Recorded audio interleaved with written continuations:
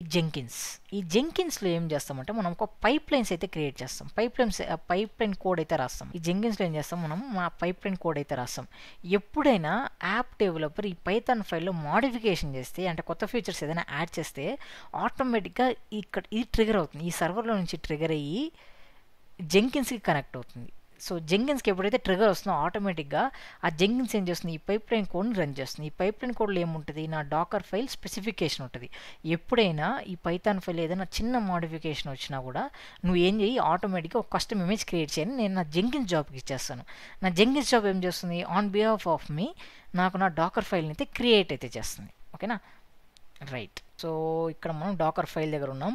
ఇక్కడ man power dependency మనం మాన్యువల్గా చేస్తే ఏ ప్రాబ్లమ్స్ వస్తాయి అనేది ఐడియా ఉంది. అలానే సిఐ ప్రాక్టీస్ అంటే కంటిన్యూస్ ఇంటిగ్రేషన్లో మనం ఎలా డాకర్ ఫైల్ అనేది యూజ్ చేస్తాం అనే దాని గురించి మాట్లాడాం. So we will write docker ఫైల్ని డిక్లరేటివ్ వే. సో ఈ డిక్లరేటివ్ వే అంటే ఏంటంటే జస్ట్ మనం ఒక పారామీటర్స్ యూజ్ చేసి మన డాకర్ ఫైల్స్ని అయితే రన్ చేస్తాం.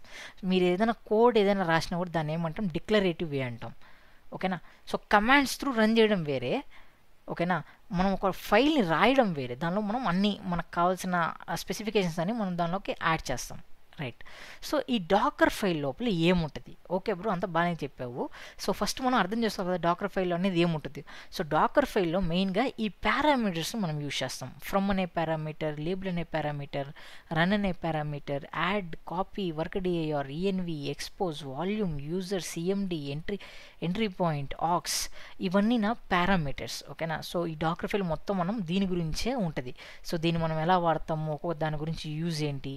సో ఇక్కడ మీకు చూస్తే ఆటోమేటిక్గా నేను ఒక్కొక్క దాని గురించి మీకైతే మీనింగ్ అయితే వన్ లైన్లో అయితే మీకు అయితే ఇక్కడైతే యాడ్ చేశాను. ఓకేనా, సో దీన్ని మీరు యాక్సెస్ చేసుకోవాలనుకుంటే డిస్కార్డ్లో ఉంటుంది. సో డిస్కార్డ్లో కూడా మీరు వెళ్ళి చెక్ అయితే చేసుకోవచ్చు.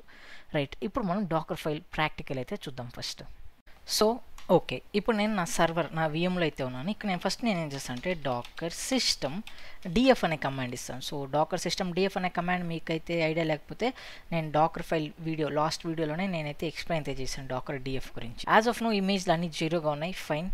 ఇప్పుడు నేనేం చేస్తాను అంటే నా దగ్గర ఆల్రెడీ నేను కస్టమ్ ఇమేజ్ మీకు ఎక్స్ప్లెయిన్ చేసేటప్పుడు నేను ఒక hotstar.py ఫైల్ అయితే తీసుకున్నాను. సో ఇక్కడ నేను python3 hotstar.py ఫైల్ రన్ చేస్తే జస్ట్ ఇది వెల్కమ్ టు హాట్స్టార్ వర్షన్ 1 అని చూపిస్తుంది.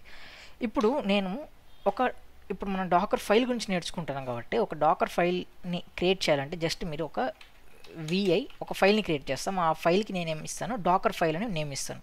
డి అనేది క్యాపిటల్లో పెడతాను, డాకర్ ఫైల్, ఎంటర్. ఇప్పుడు నేను ఆ ఫైల్లోకి అయితే ఎంటర్ అయ్యాను. ఇక్కడ ఎప్పుడైనా మీరు గమనించండి, ఏ డాకర్ ఫైల్ అయినా ఫస్ట్